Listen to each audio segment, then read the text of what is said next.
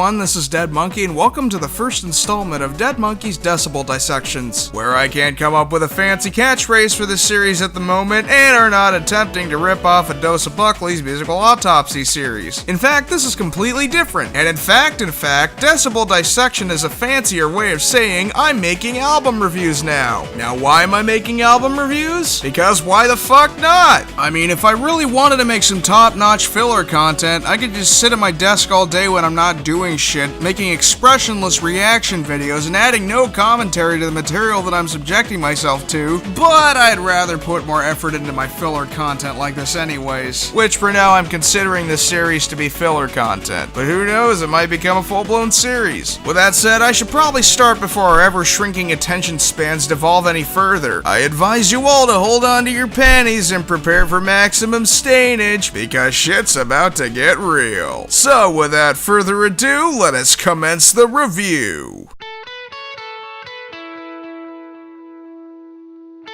Set Course for Andromeda is the third studio album from independent progressive metal artist Sithu Aye, released on May 4th, 2016 via Bandcamp, link below in the description. A resident of Glasgow, Scotland, Sithu Aye has been rocking on the interwebs since September 26, 2011 with the release of his first album, Cassini. Though I first came across Sithu on YouTube where I listened to the stream of his second studio album, Invent the Universe, released on October 15th, 2012, which has led him to become one of my current musical obsessions for the past 6 months.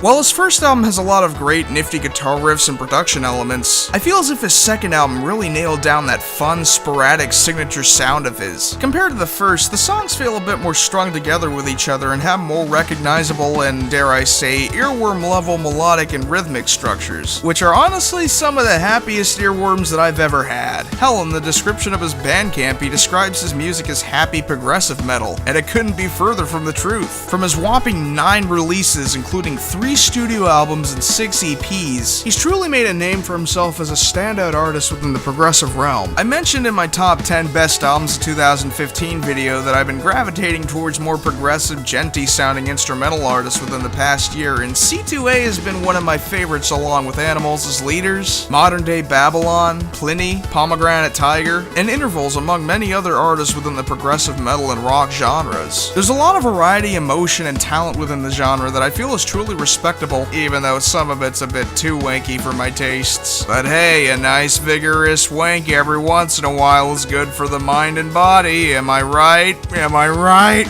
Okay, that joke was fucking awful, but anyways, my point is, Sithu Aye is fucking amazing and he's yet to release anything disappointing to me. So what do I think of Set Course for Andromeda? Well... amazing. I've got to tell someone about this! Hey, all you people! Hey, all you people! Hey, all you people, won't you listen to me? Okay, I think you guys get where I'm going with this. Anyways, first of all, I really admire the tenacity of this record. Each track feels full of life and sentiment, and they all hold their own distinct identity from each other. In fact, both halves of the 79-minute work of brilliance can easily stand out as their own separate entities, yet they both still remain cohesive as a collective body of work. The first 7 tracks, being the first half of the record, are some of Sithu's most diverse, most complex tracks to date, while the other 6 tracks on the second half of the record are by far his most experimental and thematic. Set Course for Andromeda features a barrage of special guests such as Jake Hausman Lowe and Yvette Young on the title track, Stefan Taranto on Constants and Variables, Pliny and Luke Martin on Spirals, David Maxim Missick on Beyond the Boundary, Aaron Marshall on Transient Transistors, and Mark Holcomb on ... We Actually Made It to Andromeda. Of course, those being on the first half of the record. But on the contrary, the remaining 6 tracks were all written and composed by Sithu himself. It also has a loosely hinted concept surrounding a group of space travelers as they journey to the planet Andromeda, where they observe the existence of an Andromedian life form. And while there is some kind of an outline of a story in the song titles, the story can only really be interpreted by the nature and mood of the music itself. It's even stated by Sithu that the first half of the record doesn't correlate with the loosely told story and is more of just a collection of songs, though you can always just use your imagination to link it all together, I guess. Kinda think of it, I could somehow imagine a Fantasia-style film with this record being the soundtrack with its concept in mind. Even if it didn't have any direct ties to the album's concept, I can imagine some rather fantastic imagery to go along with this. And if you're watching this C2, might I recommend animators from the likes of Hayao Miyazaki maybe? Maybe Don Bluth? Jessica Cope? Jamie Hewlett? Seth MacFarlane? Okay, that last one was a joke, but you get what I mean. But anyways, one thing I really like about this album is its overall sound. The guitar tones are really top-notch, the atmospheric bits are very effective and immersive, and the drum programming is honestly some of the best drum programming I've heard on a metal album. Seriously, I love the extra attention to detail that Sithu puts in his programming, because most of the time, I couldn't even tell that these drums were programmed. Now that's some grade A audio engineering. Another thing that I've mentioned about this album that I really like is how diverse each track is from each other and the various dynamics that are added into the mix. Throughout the melodic roller coasters and furious arpeggiated note flurries lie some very warm and subdued moments that feel very sincere and welcoming, raging whirlwinds that momentarily leave you in the eye of the storm before they swoop you back in. From spiraling solos to mesmerizing inflections to explosive weaving riffs, there's never a dull moment on this record. The second half of the record appears to have a more raw theremin vibe with more emphasis on atmosphere, acoustics, and synth arrangements. While it's more experimental and simplistic, it balances the record without affecting the overall pace and flow. What's kind of strange is the second half sort of reminds me of the soundtrack for The Legend of Zelda: The Wind Waker. More specifically, it sort of reminds me of Link's encounters with the Deku Tree and his ventures through the Forbidden Woods. I know, kind of a strange correlation, but try and imagine some choo-choos bobbing their heads to some of these sick drops. Now, I mentioned that the previous album, Invent the Universe, had some highly infectious earworms. Well, they're nothing compared to some of the earworms that this album has given me. One thing you gotta know is that both sides of the album have their own reoccurring themes, which includes the title track Set Course for Andromeda on the first half and a single step on the second half. And I can't tell you how many times I find myself humming to the main melody of a single step, and how hard it is to stop.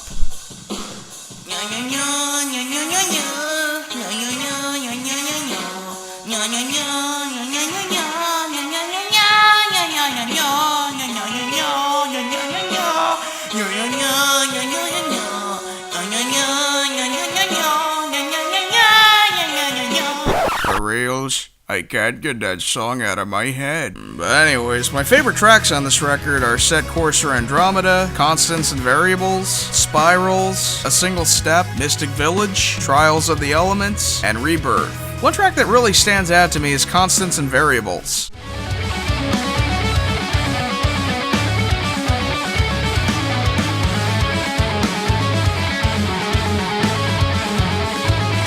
This would have to be my favorite of the more heavier tracks on this record. I love the main arpeggiated riff that plays in the intro and throughout the song, and the overall chaotic guitar work between Sithu and Stefan Taranto. For a runtime of 8 minutes and 26 seconds, I never see myself skipping it, and it's probably the most addictive track on the record. Another song that stands out to me is Mystic Village.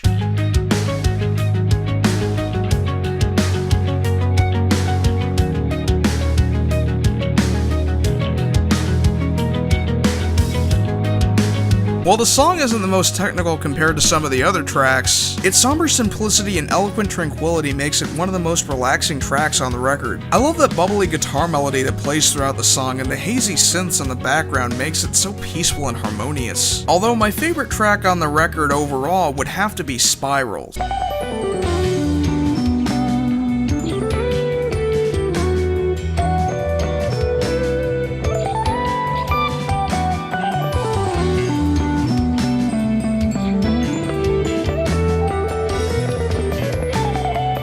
While the rest of the record is under the progressive metal radar, Spiral takes an approach and influence from jazz fusion, which when compared to the other tracks really brings out some of the record's brighter colors. With a breathtaking performance between Sithu and Pliny on guitars and Luke Martin on piano, all three musicians complement each other's parts perfectly and they really work off of each other well. And I swear, if Sithu, Pliny, and Luke Martin were to make some kind of a progressive jazz fusion side project and expand on what they did on this track, I think they would make something really astonishing together. In closing, this is quite possibly Sithu Aye's crowning achievement. Set Course for Andromeda is as much fun as a barrel full of monkeys, and it's about as addictive as a spoonful of crack with a side of Vicodin and peanut butter. And chances are, after the first few listens, you'll be completely hooked on this album, like a hooker licking a spoonful of crack, Vicodin, and peanut butter. And if I could give it a rating, I would give it a strong 9 out of 10. If you want to listen to Set Course for Andromeda, check out the link below in the description. And if you like this review, feel free to like, share, comment, and subscribe for more content. This is Dead Monkey signing out. Take it easy and have a good one.